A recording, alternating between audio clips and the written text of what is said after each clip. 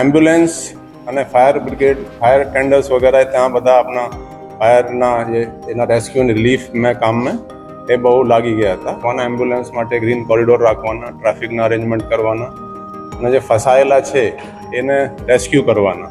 તો આ જે ક્રેશ છે એ 1:40 બપોરે થયા હતા અને જે આ બધી પ્રોસેસ થઈને પોલીસ સેમ્પલ લઈને ગાંધીનગર FSL મેં રાતના એ 12 તારીખના જ રાતમાં 00:19 hours મતલબ 11 કલાકની ઓછા સમયમાં આપણે ત્યાં સેમ્પલ લઈને ત્યાં પહોંચાડી દીધા. એટલી ફાસ્ટ કામ હતું.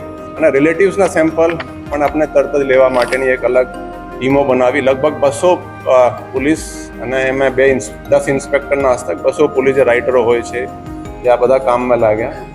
એ 8:30 એ ત્યાં એના જે સેમ્પલ છે DNAના રિલેટિવ્સના 51 રિલેટિવ્સના સેમ્પલ ત્યાં પહોંચાડી દીધા. જુઓ કે લેસ દેન 7 hours અને DNAની પ્રોસેસ પણ બહુ ફાસ્ટ થઈ છે. અને 14 તારીખે લગભગ 9:45 વાગે ફર્સ્ટ DNAની રિપોર્ટ આપણને મળી ગઈ. એટલે લેસ દેન 36 hours. અને જે બોડી હેન્ડઓવરના જે કાર્યવાહી છે, હવે જેના અમુક લોકો જે હતા જેના ફેસ આઈડેન્ટિફાઈ થયા હતા, જે લોકો કમ્પાઉન્ડમાં હતા કે ત્યાં ડૉક્ટર્સ હતા, અમુક જે